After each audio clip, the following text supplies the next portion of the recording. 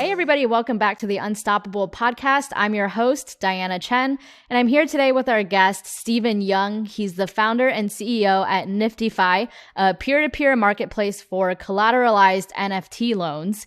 Hey Stephen, welcome. Thank you so much for being here. Hi Diana, great to be here. Great. So before we dive into NFTfi, which I know people are really excited about, I think I put out a tweet and people were just jumping on it.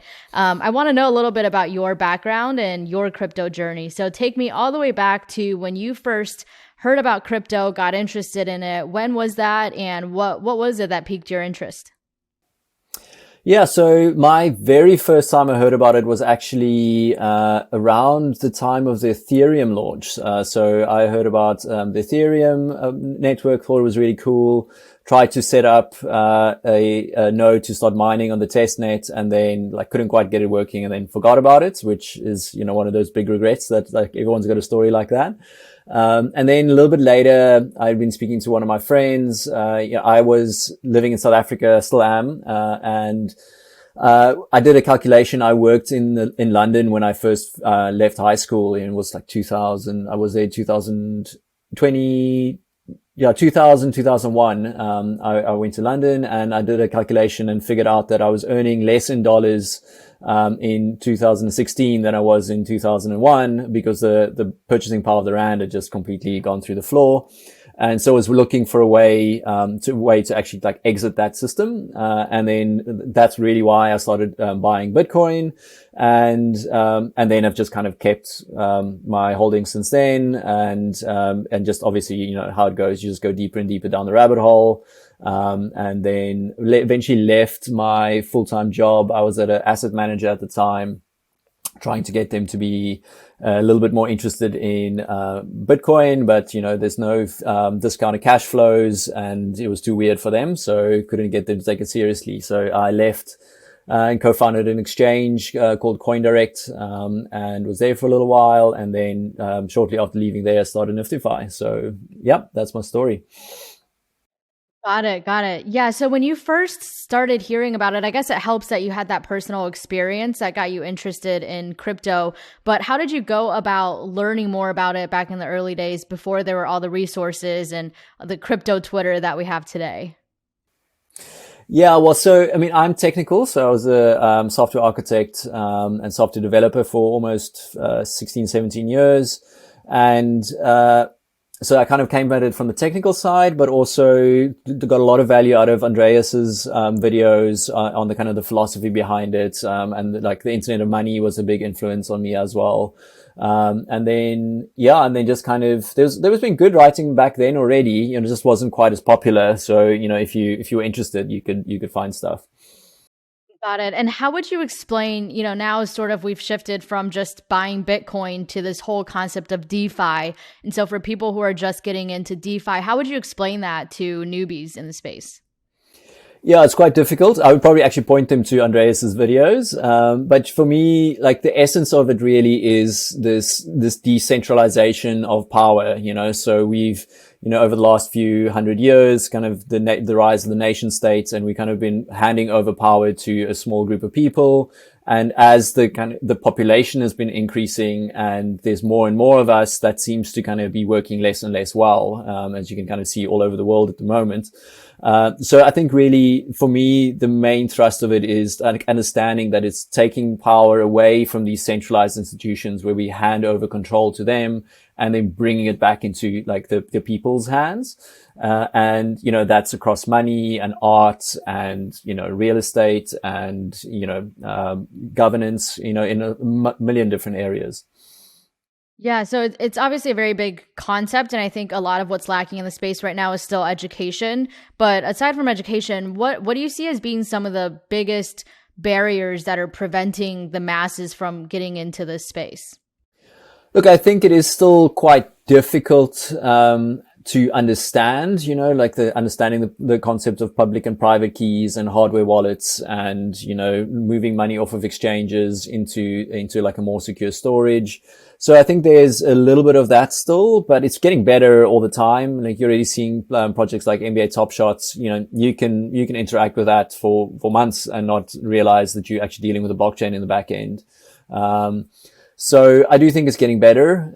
And, as more and more people actually have taken that first step, so for us, for all of our customers already own an NFT, and then to get an NFT, they first had to get Ether and then have to figure out how to kind of send a transaction. So, we're kind of like one step down. So we're not actually seeing that many people struggling with that side of the technical thing. And I think as more and more people have experienced it for the first time, maybe done a first trade on a DEX or, bought an NFT. I think NFTs are quite a big driver actually, because you can't really buy them, in like a centralized platform, really. You can quite easily trade crypto all day long and never, have to deal with a private key.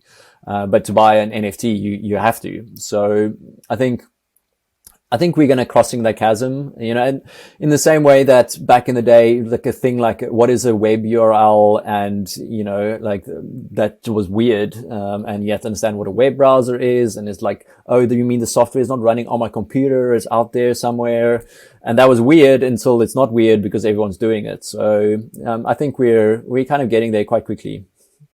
Yeah, 100%. I think NFTs have done a great job of bringing the mainstream into the space a little bit. So how did you get the idea for NFTfi? You basically combined two of the most popular things in the space right now, NFTs and DeFi, into a collateralized lending platform for NFTs. How did you initially get that idea? Yeah, so after I left the exchange, I was quite burnt out and tired. So I took a little bit of time off, spent some time in Thailand. And just as I was getting back, kind of finances were running quite low. So I was looking to take out a loan, a CDP on MakerDAO. And my business partner in NFTfi, Mads, I invested in one of his other startups a while ago. And so I gave him a call. We'd always been kind of staying in touch because we're both Ethereum and crypto geeks. And I just phoned him to figure out, like, what does he think the Ethereum markets are going to do? And we started talking, and he was one of the very early CryptoKitties breeders. So he's got, I don't know, 6,000 cats in his wallet. And he was saying, well, what he really wants is a way to kind of use them as collateral so that he can actually, like long Ether. And he knew a few people in the space who had been kind of lending between each other kind of on a trust basis. So they would have a spreadsheet and they'd say, well, this person owes this person this much. And if they don't pay back, this is the asset that they'll give back as collateral. So we really just started brainstorming, well, what would that look like in a trustless way? And then a couple of weeks later, we had the first version of the smart contract, and then took quite a bit of time to actually build a usable interface around that and figure out the user experience. But that was February 2020, and then we went live in June 2020.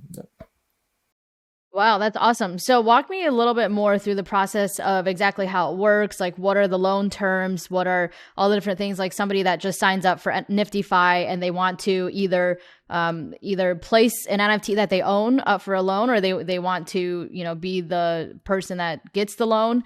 How would it work for both of those sides?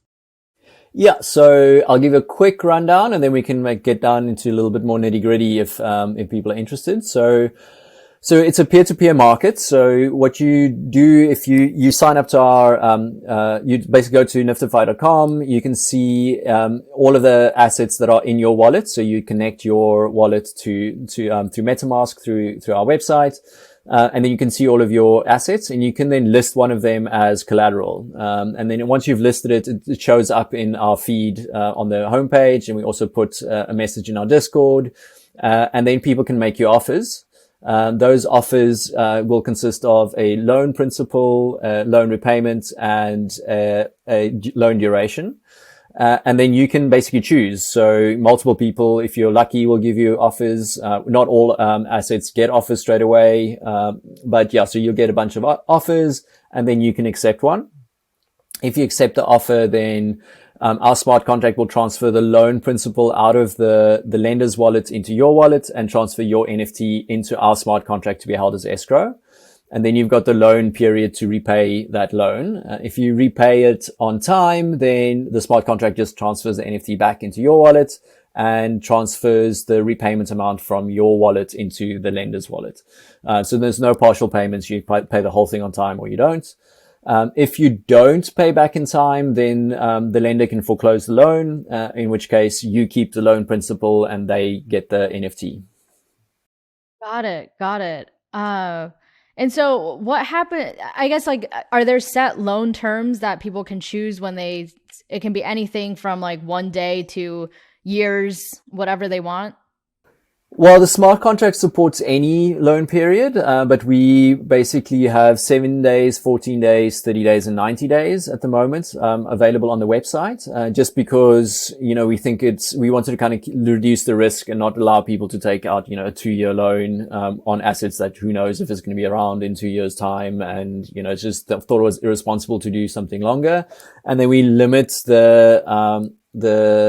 the APR to like 150%, just so that people don't rip somebody off. But we typically see, depending on the asset, anything between 20 and 80% APR on the platform. Got it. And what have the patterns been so far that you've been seeing? Do most people end up paying off the loan on time or vice versa? And then it ends up being basically someone just buying an NFT that, they don't get to have for a period of time? Yeah.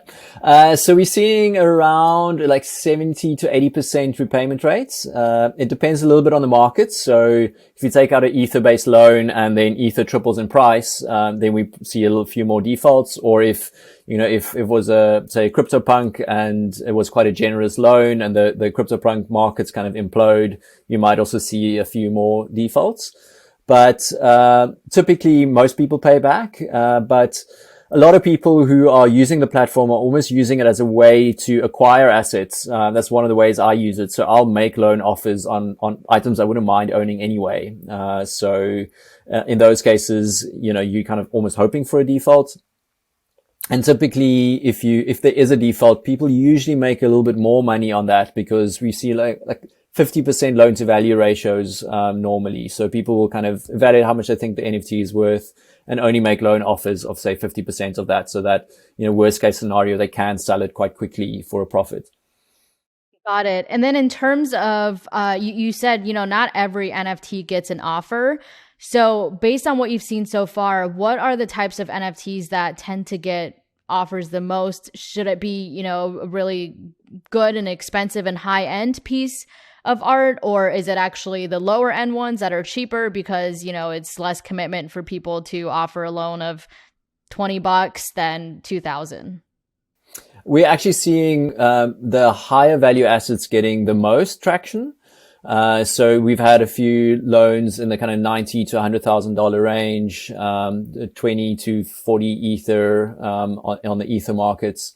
So the high value assets that are very desirable, that you're kind of guaranteed of being able to sell on. So like the bigger the deeper the secondary market is, the more desirable the assets are.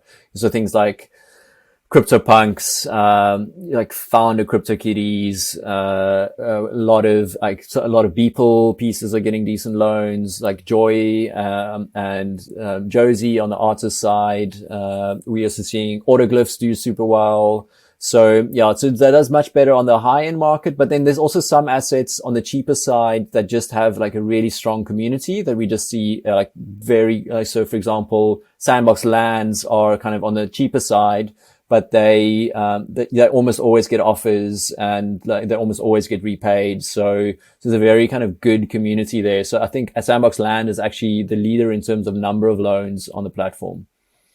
Got it. Got it. So the strategy is sort of to put out NFTs that are more popular, that people know about, or that involve games that a lot of people are into, or virtual lands that a lot of people are into. Yeah, from the lender's side, they're taking on risk, so they want to be sure that, if it's an asset they don't want to keep, A, they wouldn't want to keep an undesirable asset, and B, if it's not something they do want to keep, they want to be able to sell it on to somebody in the secondary market and not be stuck with that asset then. So deep secondary market, desirable assets, like pretty much like the real world, right? If you try to get the bank to take, some random, thing that you think is awesome, but nobody else cares about as collateral, they're not going to do that. So, they need to be able to sell it on. Yeah, for sure. All right. And we've got a question from Twitter. Somebody said, will NFT shards be lendable soon on NFTfi? Well, shards actually are ERC20s, right? So it actually makes a little bit more sense to have them integrated into kind of this traditional AMMs, so maybe you have a Uniswap pool. We're already kind of seeing that with, there's some CryptoKitties ones and Beeple 20s, so it makes more sense to just create a Uniswap liquidity pool for those, and then kind of build lending on top of that. So we're really kind of focused around the non-fungible tokens, so sharding an NFT is kind of like taking the N out of NFT, right? So you're like making them fungible again. So I don't think that's really like our focus in the short term. But yeah, like I think there's definitely a place to do that, in the broader ecosystem. Got it. And then another question from Twitter, how do you see NFT rights being treated during a loan? So in that period before the person pays back the loan, you don't know if they're going to pay it back. Who owns the NFT technically? Well, so the NFT is held in our smart contract. So the smart contract like owns it during that period of time. And then, the smart contract won't claim, for example, if that NFT gives you the right to claim, say like pool tokens from somewhere else or, something in a yield farm, the smart contract wouldn't do that. So then whoever then receives the token at the end of the loan, can then kind of do whatever had accrued during that period. So it's basically held by the smart contract and the smart contract doesn't do anything with it. Got it. So who are you seeing using the platform so far? Is it still mostly crypto natives, or are you seeing actually more people from the mainstream since, NFTs have really made their way into the mainstream already? Yeah, so at the moment, to do lending on the platform, you need to understand the assets. So it's typically people who are collectors and who kind of know how to value these items. We are seeing some more professional people kind of starting to use the platform. So we're talking to a couple of people that are looking to put together kind of a little bit more professional funds, raise some money, and then hire someone to kind of run a loan book for them, like on a kind of professional basis. So I do think that's coming down the line. Typically, those people specialize, so they'll only then do metaverse land, for example, or only art, or something like that. And these are people who are kind of in the traditional property world or traditional art world who are trying to kind of get some exposure into like this new kind of metaverse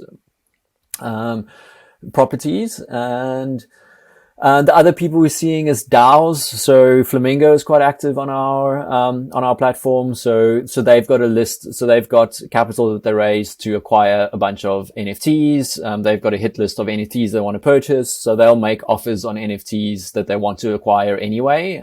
So worst case for them, they get some yield on the ether that they raised, or they acquire the asset for 50% of market value if it gets defaulted on. So it's like an acquisition strategy for DAOs and funds. Got it. And ultimately, long term, is it your hope that everybody, the masses will be using NFTfi? Yes, but we need to like do some changes in there. So really what like the next step for us is finding a way to allow people who have got capital but don't necessarily have the expertise to make that capital available to people who've got the expertise but not necessarily the capital. So that you kind of have like a pool model where people can pool capital and have people kind of manage the actual loan process for them. And then that should allow us to kind of bring in much more active participation from the broader kind of, especially the DeFi community. In a sense, it's almost like people can treat it like you were saying earlier, as you only bid on assets that you wouldn't mind buying anyway if you saw it on OpenSea or Nifty Gateway. So in a sense, like you could treat it as another OpenSea or Nifty Gateway and just go on there and look for art that you want to buy and put out an offer, and either you get to buy it, which is what you set out to do, or you make more money back on it and you can buy something else. So 100%. So it is accessible. I see it as like being accessible nowadays, even to people that aren't, professionals in the space and are really just, casual art collectors that might buy a piece or two on OpenSea, Nifty Gateway, and now NFTfi. Yep, 100%. And like I said, like that's how I use it, you know. So there's certain assets that I really like. If I see any of them listed on the platform, you know, so if there's an art blocks, I always make an offer. You know, any autoglyph that comes on there, I'll make an offer, because, you know, those are things that I like. I think they kind of is significant, and I think there's some beautiful generative art in there, so I quite like those. But yeah, I think that's a really good strategy for the average person to get in, as long as you don't mind actually owning the asset. There's basically zero risk to participating. Exactly. So more broadly, how do you see the space of the space you're in? So like sort of the intersection of NFT and DeFi. How do you see that space developing in the next year? Like what new projects do you see coming out of it? How do you see it evolving? Yeah, well, so I really think we're seeing the birth of a new asset class, you know, and just as real estate is an asset class on its own. All of a sudden now we can have digital property rights. And, you know, as more and more value accrues to these, to these NFTs, all of a sudden you need more and more financial services associated with them, you know. So I think there's the guys like NFTx, are doing great work on the kind of they don't do fractionalization. They do, like index funds, which kind of gives you like a floor price, which I think is very interesting. Upshot is doing some really cool work around kind of building, like incentivizing appraisals of these assets, so that you can start building like algorithmic models to price what these assets are. I know of a couple of projects that are working on, tokenizing actual real physical real estate. So, you know, I think you'll see some of that coming in the near future. I think art is, you know, for me, art and the current state of like Ethereum is just such a great match, because, you know, for art, it's not like a game where you need 1,000 transactions. You know, you mint it once, you sell it once every few months, maybe years even. So it's a really good match. You can kind of do low throughput, but it's secure. So I think you'll see the art market grow. Music, I think, is coming big time. I think anybody who's got IP that they want to leverage is going to come to the platform. Like the example I always use is, imagine if Lucasfilms mints, you know, like a limited edition Luke Skywalker NFTs, and if you own that, you've got backstage access to any new shows that they do, you know, all of that kind of stuff. You know, I think you need to, for those kind of things, you need to tie some real world benefit into it. But I think the entertainment industry is just going to jump on this over the next while. Entertainment and sports, you see it with Top Shots as well. For sure. And so if we're looking ahead to 10 years down the road, do you see music and art being a new asset class in the same way that, you know, we see real estate as an asset class today? Well, I mean, it already is. You know, there's people spending, you know, hundreds of millions of dollars on buying back catalog music rights, for example, or you know, like sportsmen are using their kind of contracts as collateral to do these private lending things. You know, it's happening. It's like, if you're not a sportsman, you don't really know about it, because you don't have like, you know, a multi-million-dollar 5-year contract to use as collateral, but those guys are. So I think you'll just see these things that are currently, like, it only is for the elite sportsmen who have hundreds of millions of dollars that can use this, and we're going to see that kind of coming down in price. You know, so you know, before there was mass airliners, only super rich people could fly, because you had to own a plane to fly. And as soon as you could buy a commercial ticket, the market just exploded, because everybody could actually afford to fly then. And I think that's what you're going to start seeing. Going to see more and more people. There's always going to be the top end, but it's going to kind of filter down into kind of making these assets like productive for, you know, the everyday person. For sure. So tell us, last thing about NFTfi before we move on. What do you have in store for NFTfi for the remainder of 2021 that you're able to share with our listeners? Yeah, so we're working actively with the Dapper Labs team. We should be launching the Flow assets in the next like quarter or so. So you should be able to use your NBA Top Shots moments and get loans on those. So that's definitely coming down the line. And then, like I said, this kind of more fund-based model where people can pool their capital and, so that's really going to be, I think that's going to be a big game changer, allowing more people to take part in that. And then, yeah, I think that's kind of all I can say right now, but there'll be some more news coming soon. Awesome. I can't wait to see what comes out of it, and I'll definitely be keeping my eye out. So another thing I wanted to talk to you about is token engineering. This is something that you've, spent some time doing, and I think people are just starting to hear about token engineering. I think most people, it's probably safe to say, still don't really fully understand what token engineering is. So can you explain what that is and like what sorts of projects you were working on back when you were doing more token engineering? Talk a little bit more about that. Yeah, so token engineering is really trying to take some of the mathematical like techniques that were being used. It's actually being used to build things like fighter jets and spaceships and nuclear power plants, where it's these extremely complex systems that the consequences of getting your design wrong are, it's life and death. So there were all of these methods developed where you could kind of guarantee that a system will adhere to certain properties. So you can't say exactly what will happen, but you can say things that certain things never will happen. So you kind of like putting a boundary around the possible things that could happen using a specific design. And then token engineering is kind of pioneered by Michael Zargham and block science. And they basically trying to take this kind of body of knowledge that exists in that space and trying to apply that to like crypto economic systems.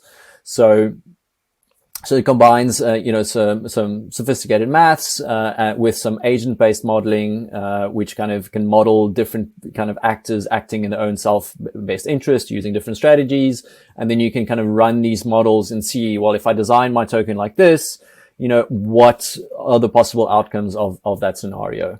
And I kind of got involved in, there's a project called, Common Stack, and they're trying to build alternative economies that allow people to kind of use like the common good as a, reward people contributing to the common good instead of just like monetary rewards. And through that kind of got involved with the block science guys and, just helped a little bit with, kind of writing some of their documentation. I was also just kind of learning at the time. So I just kind of dived in and volunteered, helping to help them a little bit on that side. Very cool. Is that something you're still working on now or that you plan to in the future, or is that sort of in the past? It's more a skill set that that I'll be applying to NFTfi. I've also made some good contacts there. So I have some people from that space that I will pull into kind of designing our kind of more sophisticated, models coming in the future. We really wanted to start simple because it was a simple, real problem that we could solve straight away. But over the long run, we want to kind of use these more sophisticated techniques to kind of enable us to scale and kind of be more capital efficient and bring in more larger pools of capital, etc. Got it. Got it. And then another thing I wanted to bring up, I saw you tweet a lot about this actually, and this is just to prove that not everyone in the crypto space is all about crypto 24/7, that we do have lives outside of crypto. One thing you're really into is kite surfing. Yeah, right? Or is yeah. it's kite surfing, not kite boarding, right? They're not the same thing. It's basically kite surfing is when you use like a directional surfboard style, and kite boarding is like a little bit more like a snowboard or a wakeboard, where you kind of go in both directions. Got it. Got it. So how did you get into kite surfing? And are there a lot of kite surfers in the crypto community? So I got into it, like almost 10 years ago now. So Cape Town is kind of the center of the world for kite surfing. There's this huge competition there called the Red Bull King of the Air. So they have all the top kiters in the world coming there, every February, and they're all kind of there training. So it's super windy there, lots of big waves. So, it's just really big. So whenever it's a windy day, you just see hundreds of kites out in the water. And I've always been a little bit of an adrenaline junkie. So, like anything in nature, in the ocean, where there's like a little bit of adrenaline involved, like that's my thing. And Yeah, there's actually quite a few people in the crypto space into this. I think there's a lot of people who are risk takers. You take on quite a lot of regulatory risk to start something in the crypto space. It's so new. So I think it's like there's a big overlap. I actually met a lot of the people. So Jonathan Gabler, he was involved with block science too. He's founded the Crypto Value Association in Zug. And CAD Labs is one of his recent projects, and they kind of do token engineering as a service for big projects. And so him and I were both into kiting. I invited them down to Cape Town, and that's actually how I got introduced to a whole bunch of our seed round investors. So yeah, some like lots of big people there. We're actually turning it into a bit of a project called Never Stop Network, where we're trying to bring together a bunch of, I know some of the pro kitesurfers, and bringing in some of the Web3 founders and kind of arranging these events where you're going to put together people who are both into some extreme sports, a little bit of the crypto side. I think you kind of make better friends when there's not just one thing in your life that you're interested in. So it's a kind of like a networking event to kind of make friends in the space. Very cool. How hard is it to pick up for people that are listening and haven't tried it before, but now they're like sold? I want to get into it. It's takes a little bit longer, I'd say, than kind of just learning to snowboard. You probably need to take some lessons and do 3 or 4 days of practice. But then after that, it's like the first few days are quite hard, and then after that you kind of get going quite quickly and kind of become self-sufficient. So it's definitely worth getting into if you have a bit of an adrenaline junkie side to you. Nice. I haven't heard much about that, but I definitely want to try it. I have always heard about the shark diving, or I guess cage diving with sharks down in South Africa. So that's something I've always wanted to try out. Yeah, there's fewer sharks there now. There's some killer whales have moved into the area, and they eat sharks. So the sharks are hiding away a little bit, but I mean, there's beautiful ocean life there. So if you ever come down to Cape Town, I'll introduce you to some good kite surfing instructors, and you can give it a try. Awesome. I would love that. Thank you. So for the last segment of the podcast, I always end with an explain your tweet segment. This is where I go through your Twitter and I dig up some interesting or cryptic tweets and give you a chance to explain them. So your Twitter is a lot of NFTfi stuff and a lot of the stuff that we already talked about. So I won't go through those. I just picked out a couple that are, more just, I guess, passing thoughts that you've had. I'll start with this first one. I think this is the one that you have pinned to your profile. It's from August 26, 2019. It says, realizing you don't need most of the things you own makes happiness much cheaper to buy. Is that something that you've practiced, like minimalism, traveling, doing the digital nomad life? Or yeah, tell me more about that. Yeah, so there's that great line from Fight Club where it says the things you own end up owning you. And like I've got so many friends who, just like every time they get a raise, they get a bigger car or a nicer car, and then they're so busy that they can't do anything, So for me, I don't mind spending money, but I want to spend money on things that make me happier, and like having more stuff doesn't make me happier. So, most of my money goes to things like sporting equipment or like kiting trips or, doing holidays with my girlfriend. So I think there's this kind of misconception that yes, I think money can buy you happiness, but not if you buy stuff. It's more if you buy experiences, like build memories, use that money to kind of live a more like full life. Yeah, I 100% agree. I think it sounds cliche a little bit, but I think it's definitely worth more buying experiences than things, because, things are, you can just throw it out and then it's gone, but the memories will be with you forever. Yeah, well, that's the thing. Like lots of times cliches sound cliche because they say it all the time because they're true. So it's just kind of, if you don't understand it, it sounds stupid. And if you do understand it, it's like, yeah, of course. So I think it's chasing money for money's sake is, it's not really something that's super interesting to me. 100%. All right. And then this other tweet, this is from October 31st, 2019. I think these are both pretty old tweets compared to most that I pull out. But this is a retweet of something Naval said. He said, for knowledge work, time spent has little to do with value created, and the 40-hour work week is anachronistic nonsense. And then you quote tweeted that and said, 5 hours of inspired work while fresh and in flow is greater than 20 hours of drudge work while tired and trying to push through. I just wanted to bring that up. I think, like everybody can agree with that, but I just wanted to call it out now because in this time when it seems like everybody in the crypto space is working around the clock, I just wanted to get your thoughts, on how that applies today. Yeah, well, I mean, if you're trading, it's much better to make 100x trade than to make 500 losing trades, right? Or like just barely breaking even. So, the quality of your decisions matter more than how many decisions you make, especially kind of in this world, we've got like just infinite leverage everywhere. And then, especially for creative work, it's, you need to get sleep. If you're tired, you're not going to do good work. I actually learned this, in my days as a programmer, and you'd kind of have a deadline and like just really try to push through, and you're kind of doing like 16 hours in a day. And then you go to sleep and you come back the next day and you spend 5 hours undoing like the last half of your day's work the previous day because it was just a stupid idea.